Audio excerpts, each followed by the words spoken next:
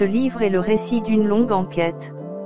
Depuis la fin des années 60, des vagues migratoires successives touchent de façon continue les pays d'Europe occidentale. Pour en mesurer l'impact, tant démographique que culturel, Douglas Murray a voyagé pendant 2 ans dans la quasi-totalité des pays de l'Union. De Malmö à Lampedusa et de Londres aux îles grecques, il a rencontré et interrogé migrants, policiers, juges, médecins, responsables politiques et humanitaires.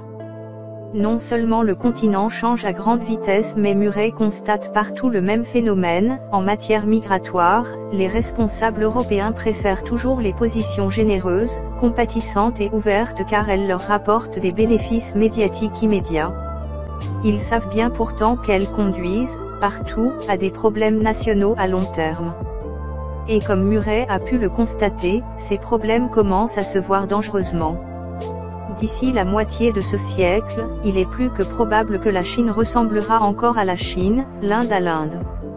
Mais, au rythme auquel elle change, l'Europe ne pourra plus ressembler à ce qu'elle était il y a juste quelques décennies. Douglas Murray pose donc la question, faut-il faire de l'Europe le seul endroit au monde qui appartienne à tout le monde? Est-ce la volonté des peuples et est-ce raisonnable du point de vue du bien commun? Le compte à rebours a commencé.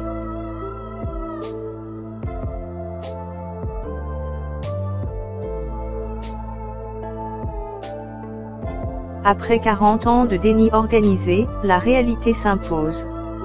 Même le président de l'Union européenne veut stopper les migrants. Même François Hollande tente de fermer les frontières. Chacun le voit, l'immigration est une catastrophe pour la France et l'Europe, l'invasion les menace de mort. Ses causes? L'explosion démographique du Sud, les guerres, mais pas seulement. L'Europe est en train de mourir d'un projet idéologique, le MIM, le mondialisme immigrationniste marchand, facilité par la trahison de ses élites politiques, économiques, judiciaires, médiatiques. Cette trahison explique 40 ans de mensonges, d'omerta, d'impuissance à traiter le problème malgré les promesses. Énarque, inspecteur général de l'administration, ancien élu régional et européen, Jean-Yves Le Gallou développe à partir d'un constat accablant une analyse sans concession. Mais non sans espoir, notre patrie, notre continent, notre civilisation peuvent encore s'en sortir. À condition de changer radicalement de modèle. Ici, c'est de courage qu'il va falloir faire preuve.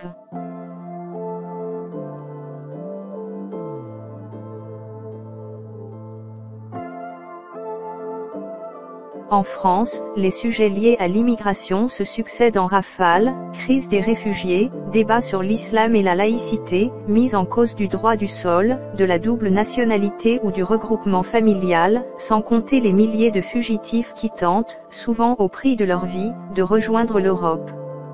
Dans ce livre salutaire, François Héran décortique les grands arguments de ce débat sur l'immigration et le remet en perspective, dans ses dimensions à la fois démographiques et politiques. En France, les problèmes de l'immigration se succèdent en rafale, dans un débat récurrent attisé par les cycles de la vie politique et en particulier le rythme de la présidentielle, crise des réfugiés, islam et laïcité, droit du sol, double nationalité, regroupement familial, jungle de Calais. François Héran replace les arguments de ce débat dans une perspective démographique et politique. Il revient notamment sur l'ère Sarkozy, 9 années de mainmise sur la politique migratoire de la France, mais pour quel bilan? Abandon de la politique des immigrations choisies, persistance de l'immigration dite subie mais légale, en fin de compte, une personne sur 4 vivant en France est immigrée ou enfant d'immigrés. Le volontarisme ultra rêve encore, cependant, de faire sauter le verrou des droits fondamentaux. Soulignant le progrès des connaissances sur l'immigration, l'auteur réfute les erreurs grossières de certains politiques, Marine Le Pen en tête, et essayistes médiatiques, tels Éric Zemmour. Il revisite la question de la citoyenneté, droit du sang et droit du sol sont en fait 2 versions d'un même droit, le droit du temps.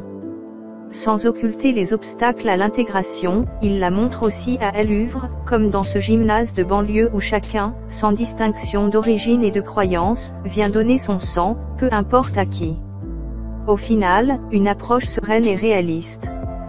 Ni pour ni contre l'immigration, avec elle, tout simplement.